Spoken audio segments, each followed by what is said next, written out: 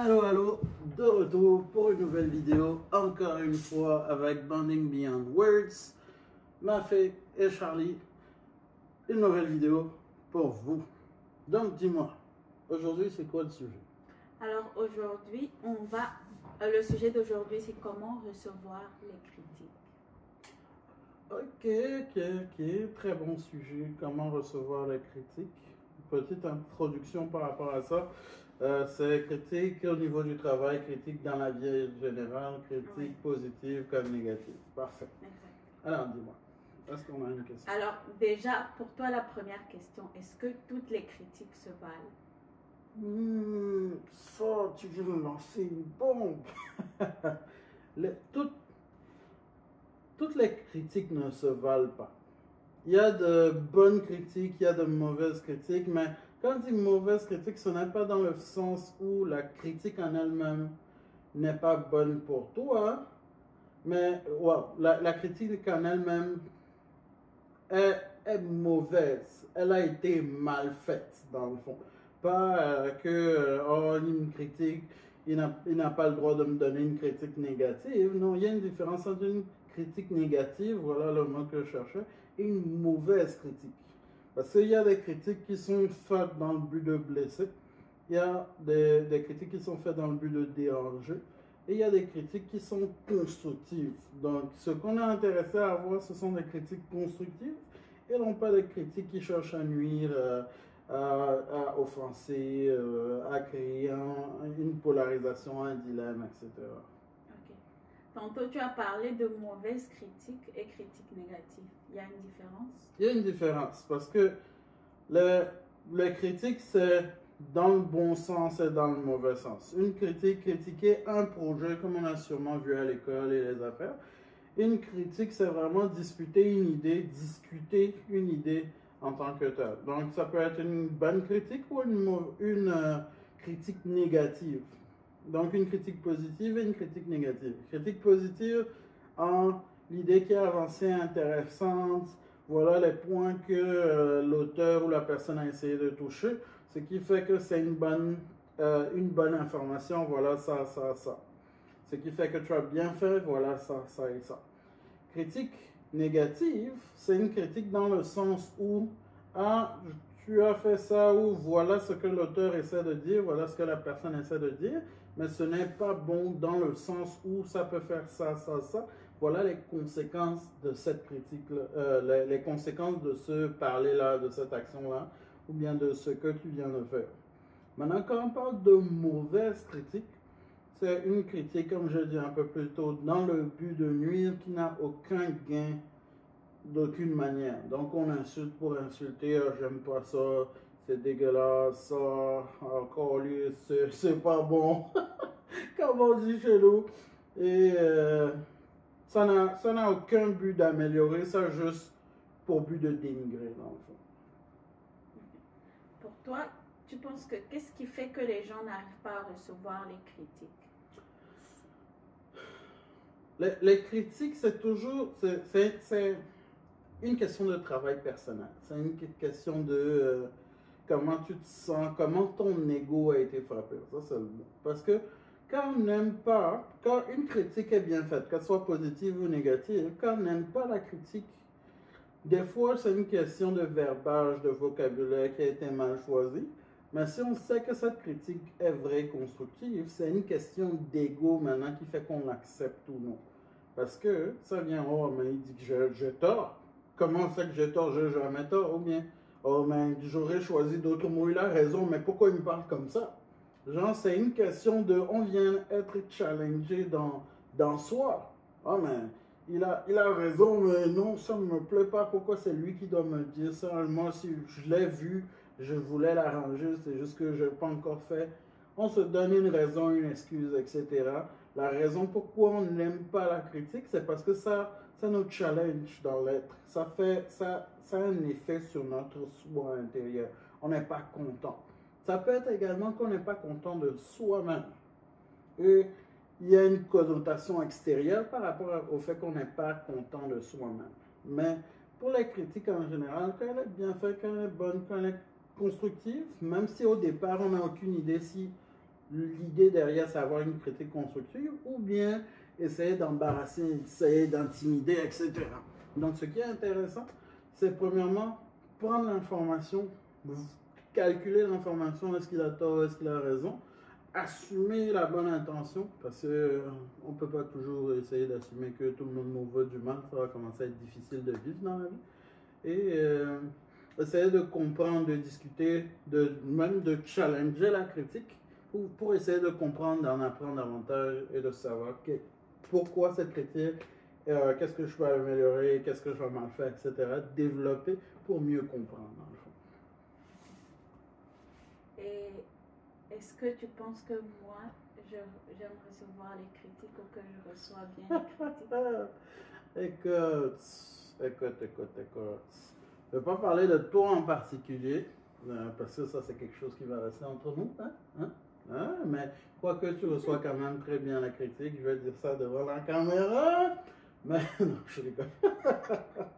Mais en général, pour le monde en général, c'est difficile de recevoir une critique. C'est pour ça que j'ai lancé au départ, c'est un travail personnel qui est fait sur toi. Parce que on a toujours l'employeur, c'est souvent ça d'ailleurs, l'employeur qui se fait tête, oh, t'as mal fait ça. Et on te lise toute une histoire de trucs que tu as supposément mal fait. Hein? Donc, des fois on ne sait pas, des fois on sait qu'on a mal fait, des fois c'est flou. Mais on ne te dit jamais que tu as fait une bonne chose. Il n'y a jamais une chose que tu as vraiment bien fait. Des fois, ce sont des critiques négatives, mais avec une mauvaise intonation, avec une mauvaise présentation de la critique. Donc, ça fait que c'est une mauvaise critique. La critique en elle-même avait but d'être négative, mais elle est partie à une mauvaise critique à cause de la manière dont elle a été livrée. Donc, c'est maintenant une question d'essayer de trouver le bon dans la mauvaise critique et de challenger toujours, comme je disais, la critique en elle-même. Si on ne comprend pas d'où ça vient, pourquoi cette énergie, pourquoi cette présence, challenger la critique et essayer d'avoir une réponse qui, non pas satisfait l'autre personne, mais te satisfait toi. Parce que, qu'est-ce qui est intéressant avec la critique, c'est toujours de t'améliorer toi. L'autre personne, on s'en fout complètement. Mais toi, si de ce qui a été dit, tu es capable de devenir encore meilleur que la personne d'hier, de la personne que tu étais hier, c'est un positif pour toi. Peu importe quelle était l'intention derrière l'autre personne. Si l'intention était de blesser, de déranger, d'indigner, de mettre en colère, et que tu ressors du positif dedans, mais la personne est encore plus fâchée, et toi tu ressors encore meilleur. Mais si l'intention de l'autre côté était de t'améliorer, mais la livraison, la délivrance était mal, elle était funky, comme j'aime dire, ça veut dire que l'intention était quand même bonne. Donc, ça veut dire que quand tu vas améliorer, quand tu vas développer les bonnes conclusions que tu vas tirer, la personne devrait te féliciter. Elle va dire, ah oui, c'est ce que j'ai essayé de dire, et c'est là que tu peux sortir ton point. Que la transmission était moins bonne, mais j'ai compris l'idée, je sais ce que tu voulais faire, je sais que c'était positif, je sais que c'était pour moi, et je travaillais dessus. Plutôt que ce soit confrontationnel. Parce que dès qu'on se met à des énergies opposées, ah non, la bagarre en elle-même, ça ne résout rien. Quoique j'aime beaucoup la bagarre. Hein. Mais ouais. Tant que c'est toujours le travail sur soi-même qui va faire qu'on en tire le meilleur de la critique en elle-même. Et est-ce que tu es de ceux qui pensent que pour faire mieux passer une critique, il faut commencer d'abord par le positif, même s'il n'y a pas vraiment de positif. Donc, commencer par le positif avant d'aller dans le négatif. Ça, on appelle ça la méthode du sandwich. Il y a beaucoup de coachs, blablabla. J'ai été moi-même coach à une certaine période de ma vie. Tu mets un positif, tu mets un négatif, et puis tu mets l'autre positif, tu mets ça en sandwich, et puis tout le monde part content. Ça a du bon, ça a le mérite de soulever un bon point, soulever un contre à ce bon point, qu'est-ce qui serait un point d'amélioration, comme on aime dire, à la place d'un point négatif, un point d'amélioration, et ensuite finir par un bilan positif général, pour essayer de, ça c'est pour asseoir ou ramener l'ego tranquillement, etc., ne pas brusquer l'ego. Et il y a même d'autres techniques qui veulent à ce que le coach emmène la personne à découvrir qu'est-ce qu'il a mal fait, qu'est-ce qui pourrait être mieux fait, sans tout autant parler trop, être négatif, etc. Ça dépend toujours de comment est-ce qu'on cherche à avancer. Dans un environnement où on veut avancer solide, genre où la courbe de grandissement, on veut que ce soit comme ça, pas que ce soit comme ça. Où on veut que ça avance solide, il faut qu'on soit capable de se donner les idées claires. C'est comme on dit chez nous, tu vas lire l'heure. Donc, il faut qu'on soit capable de se donner l'heure exacte. Voilà ça, voilà ce qui n'a pas marché, voilà qu'est-ce qui pourrait marcher, et alors. Mais tout en sachant également que la personne qui donne la critique n'a pas forcément la vérité infuse. C'est pas la personne qui a tout le savoir, etc. Ça peut être bon, mais ça peut être... même la personne qui donne la critique, dans le fond, a matière à s'améliorer, il pourrait avoir de quoi d'améliorer également. Donc, tu penses que c'est une bonne technique? Oui, ça peut aller. Il y a des cas où c'est intéressant et il y a des cas où c'est moins intéressant, mais oui, ça peut être une bonne manière de voir les choses. Ça peut être une bonne façon d'attaquer les choses. Et dans quel cas, par exemple, tu peux dire que c'est une bonne idée, ça aide à améliorer les choses, et quel cas où est-ce que ce n'est pas une bonne idée? Le cas où c'est une bonne technique, c'est quand on n'a pas vraiment développé cette relation-là de coaching avec la personne, cette relation d'appui, de soutien avec la personne. Parce qu'il faut s'attendre également, si c'est la première fois qu'on donne un coaching, si c'est la première fois qu'on donne une critique, il faut s'attendre, on ne connaît pas encore comment la personne aime recevoir ses critiques, on ne connaît pas encore quelle est la dynamique réelle entre les deux, et à quel point la personne a accoutumé avec toi pour savoir si elle va le prendre bien, mal ou au milieu, dans le fond. Donc, c'est vraiment ça. Donc, au départ, on fait une première approche, on fait une approche soft, on l'utilise, bam, beau sandwich. Et après, on demande également une critique de la personne en question. Qu'est-ce que tu penses de comment ça s'est déroulé? Qu'est-ce que tu penses de comment on a discuté? Est-ce que c'est une manière dont tu aimerais que je vienne te voir plus souvent pour discuter, ou bien tu voudrais que je fasse quelques ajustements à la transmission du message? Dis-moi, dans le fond, dis-moi qu'est-ce que tu en penses de ce que je viens de te dire. Est-ce que c'est positif, négatif, ou est-ce que tu te sens brutalisé, brusqué, etc. par rapport à la manière dont ça a été transmis? Et là, la personne, à ce moment-là, c'est le moment de donner ta vraie opinion, sinon ça ne va pas s'améliorer. Les endroits où on n'en a pas besoin, où c'est pas utile d'être utilisé, c'est si vraiment il y a vraiment une complicité entre les deux, ou bien on a eu le temps de savoir comment ça marche, comment ça fonctionne, et qu'on est focalisé sur une destination. C'est quoi la destination? Parce que nous deux, on est d'accord que c'est ça l'objectif final. Nous deux, on va en flèche. Ok, il y a ça qui n'ont pas marché. Qu'est-ce qui n'a pas marché? Mon point de vue, c'est que ça et ça n'ont pas marché. C'est quoi ton avis dessus?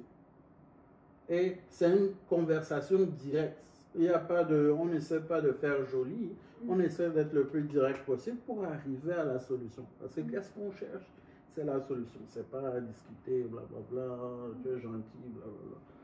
C'est vraiment ça. Okay. Moi, j'ai épuisé toutes mes questions. Toi, de ton côté, dis-moi, comment tu penses que une critique devrait être transmise? Quel est ton point de vue sur les critiques en général? Mon point de vue sur les critiques, c'est comme tu disais tantôt, vraiment, ça dépend des critiques.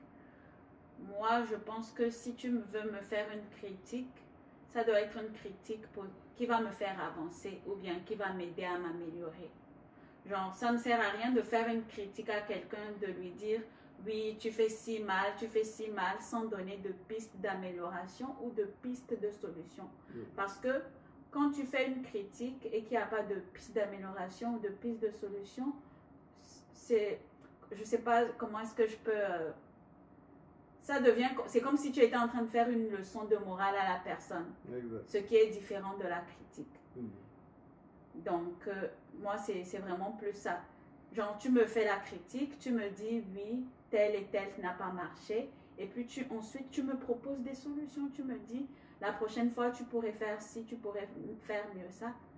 Là, je pense que c'est bien et la personne va être plus réceptive que plutôt de venir rabâcher à la personne ce qui ne marche pas, ce qui est mauvais, sans donner forcément de solution. Ouais. Est-ce qu'il y a un dernier mot que tu veux ajouter pour nos téléspectateurs, des techniques par rapport à comment accepter les critiques ou comment donner les critiques? Est-ce qu'il y a un mot de fin que tu veux nous partager? C'est vraiment juste savoir se remettre en question, peu importe la critique, qu'elle soit positive, négative, bien intentionnée, mal intentionnée, parce que tout le monde ne pèse pas forcément les mots et tout ce qui va avec. Donc, vraiment savoir se remettre en question, parce qu'il y a le fait de recevoir une critique et le fait d'accepter la critique. Quand tu reçois la critique, tu écoutes la personne qui est en train de donner la critique, tu essaies de comprendre, tu essaies d'analyser, et quand tu ne comprends pas, tu essaies même de clarifier pour être sûr que tu as bien compris la critique et que tu ne t'es pas trompé.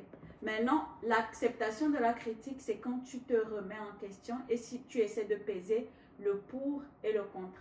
Après, c'est sûr que ça ne va pas se faire automatiquement, directement. Tu ne vas pas automatiquement accepter la critique sur le champ, mais sur le champ, tu peux recevoir la critique et par la suite, tu prends le temps d'analyser le tout, le pour et le contre.